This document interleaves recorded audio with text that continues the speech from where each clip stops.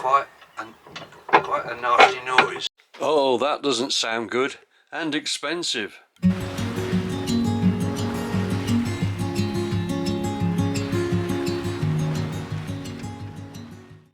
Well, we've done a few miles now in Zephyr IV, just trial sails and things, and the new propeller seems to be working extremely well. We've put on nearly a knot of speed, I would think, and very happy with that. But we've developed a bit of a problem with the steering. There's a little bit of play there, just about that much, and I've always worried about it a little bit, but it's not really too much of a problem. But while we were in a bit of heavy weather and moving the rudder rather quickly, we noticed this. There's quite a nasty noise. So my job today is to investigate. The pedestal goes right through and underneath the cockpit sole, so I'm going to have to grovel underneath there and see if I can find any play or anything like that. And really all I want to do is go sailing, because it's a lovely day. I can get into the lazarette through this hatch in the rear cabin. It's all laid out before me basically, so in we go. It's a bit gloomy in here, but I hope you can see. This is the autopilot ram. Operates that lever there and turns the rudder. There's also another connection over there with the bolt on, and that comes from the steering gear. The interesting bit is this here, which is the emergency tiller steering. At the top there's a cap to take off, and then you can put the emergency tiller on, and it fits onto the top of the rudder shaft with a square connection, a square, I don't know how you describe it, but anyway, a square one. If I get hold of this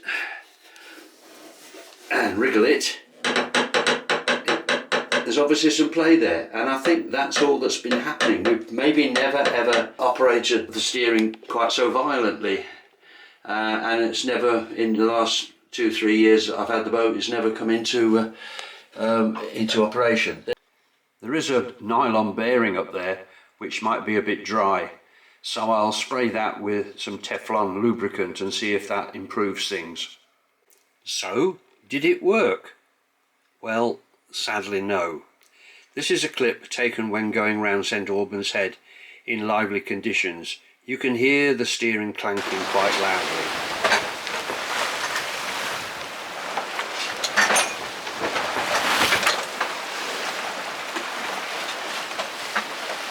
The play in the steering also seemed to increase, and sailing downwind with the wheel central, the boat would randomly veer off course.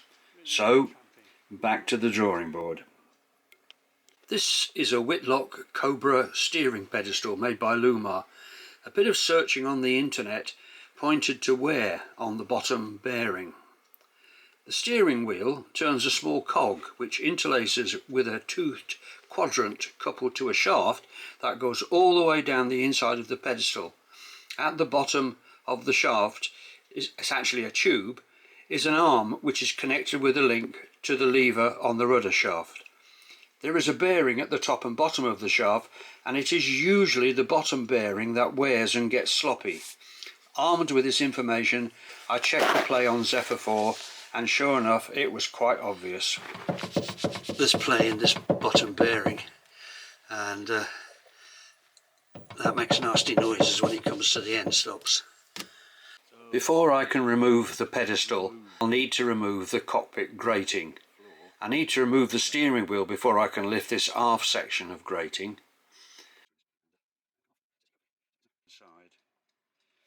Anyway, steering wheel off. That was easy, wasn't it?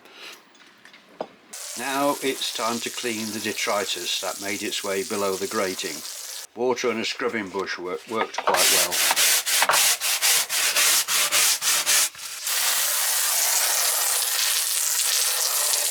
Oh well, that looks a bit better. Wait for that to dry off, and we can start thinking about dismantling all this lot.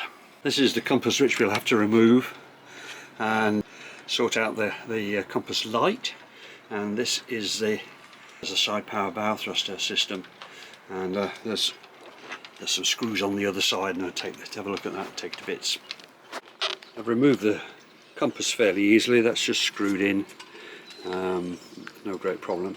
The next problem is this bit, this sort of shepherd's crook bit needs to come out, and it's held at the bottom by this doobrey there, and the bolts go right through, and there's nuts on the other side, so I've got to go and try and find them and unscrew them.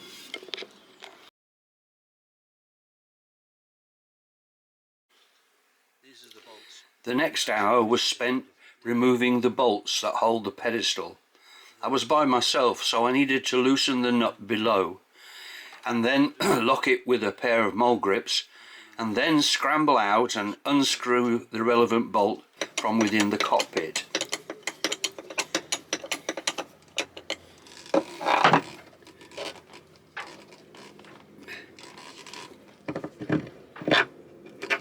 That's the last bolt out. There are also wires to disconnect. This one goes up to the compass light, and this goes up to the control unit for the bow thruster. What is a relatively simple job, complicated by bits of wire. These are the controls for the these cables for the engine, forward, neutral, reverse gearbox, and the throttle.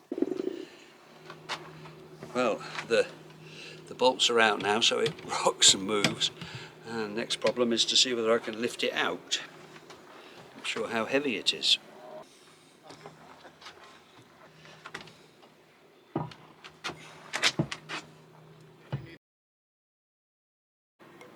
Well, there's the pedestal out, ready to take to the refurbishers, and I've just bunged up the hole there with good old Gorilla Tape and plastic.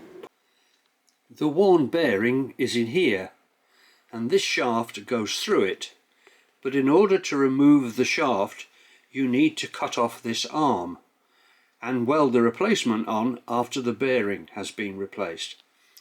I don't have the expertise or the workshop to do that, but I know of someone who does, so I'm taking the pedestal to my car and then driving 20 miles or so along the coast to Yacht Steering Services, where Cliff is waiting for me. This is Cliff attacking my pedestal, and as expected, a lot of things are seized up, so it's going to take a bit of time. We just removed this, and apparently it's been Sikaflexed in there, so don't do that because it makes it really hard to get out. But this is his workshop. This is all the stuff.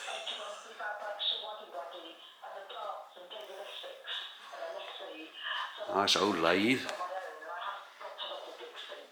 Lots of pedestals being serviced. This is the dispatch department. Welding department. And the welding department there. And there's the man himself.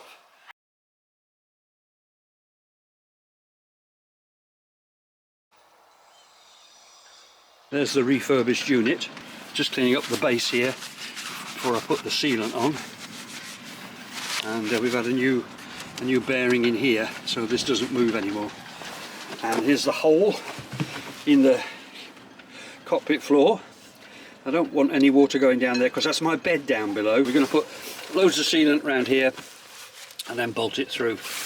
So Bill, who is sitting there patiently, is going to wield the screwdriver at this end, and I'm going to grovel down below and put the bolts on.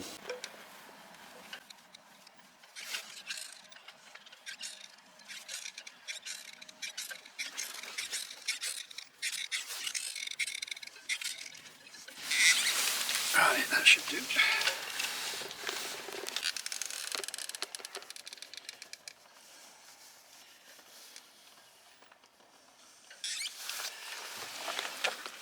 Hang on, wait. Well, there's three more to do, Bill.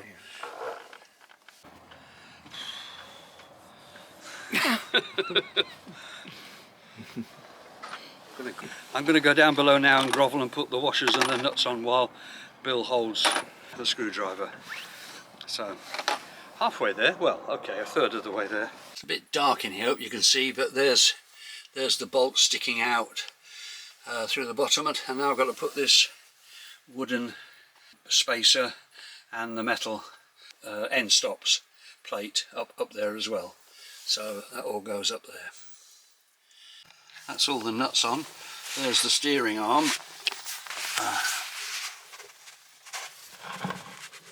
There we go. So that's all.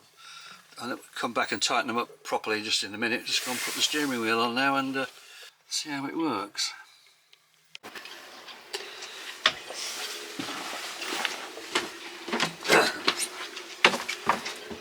There we go. Wheel back in again. Really smooth now. Really smooth. And no appreciable play.